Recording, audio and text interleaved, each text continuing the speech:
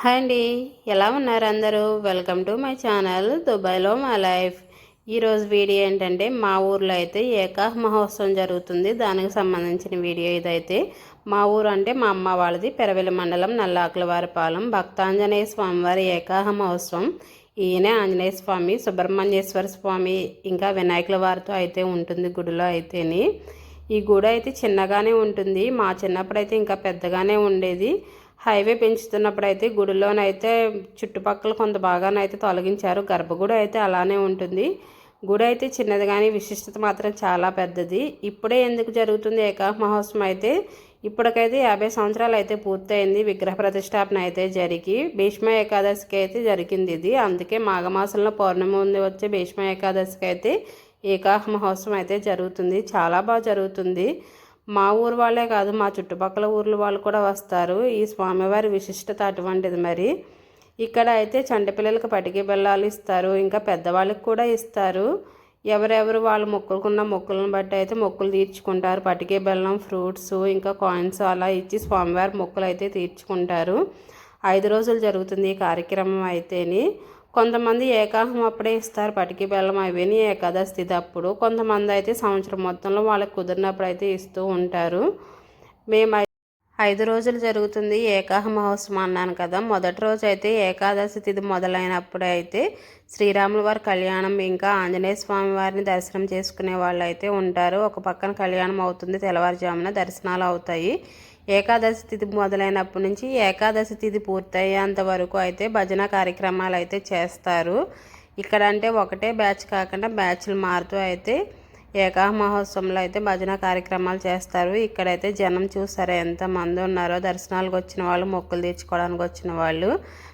ఏకాహ మహోత్సవం పూర్తయ్యేంత వరకు పాటలు పాడతారు అన్నాను కదా. వీళ్ళే దేవుడి పాటలు, కీర్తనలు పాడతారు. సమాజాలు మారుతూ ఉంటాయి, వీళ్ళే ఉండరు. ఏకాదశి పూర్తయ్యేంత వరకును వేరే వేరే మారుతూ ఉంటారు.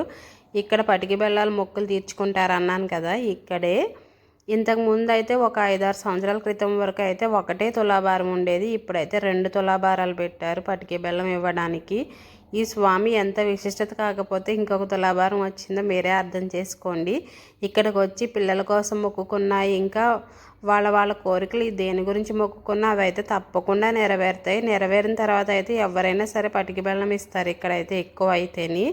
ఇప్పుడైతే ఫ్రూట్స్ అవి స్టార్ట్ చేశారు. పిల్లల కోసం మొక్కుకున్న వాళ్ళకైతే ఖచ్చితంగా పిల్లలు పుడతారు. పిల్లలు పుట్టిన తర్వాత అయితే పటికి బెల్లం తప్పనిసరిగా ఇస్తారు. ఆ రోజు సాయంత్రం మళ్ళీ కోలాటం కూడా జరుగుతుంది. కోలాట సమాజం మా ఊర్లోనూ ఉంది, వాళ్ళు చేస్తారు, లేదంటే పొరుగురు వాళ్ళు చేస్తారు. ఇలా జరుగుతుంది. అదే రోజు ఏకాహ మహోత్సవం ఉదయమే మనకి బయట నుంచి వచ్చిన భక్తులకైతే భోజన సౌకర్యం కూడా ఉంటుంది. ఇక్కడైతేనే 5 రోజులు పెడతారు భోజనాలు అయితేనే. లాస్ట్ రోజునైతే చాలా పెద్ద అన్న సమారాధన కార్యక్రమం అయితే జరుగుతుంది. చూడడానికి అయితే చాలా బాగుంటుంది.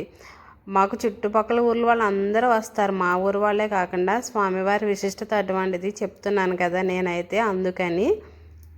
ఏకాదశి తిథి రోజునైతే ఉదయం అయితే మనకి శ్రీరాముల వారి కళ్యాణం, దర్శనం, మొక్కుబడులు, ఇంకా బయట నుంచి వచ్చేవారికి అన్న సమారాధన కార్యక్రమం ఇవన్నీ జరుగుతాయి. కోలాటం ఇవన్నీ అయిన తర్వాత అయితే రాత్రి అయితే మనకి ముందు కాల్పు కూడా కాలుస్తారు.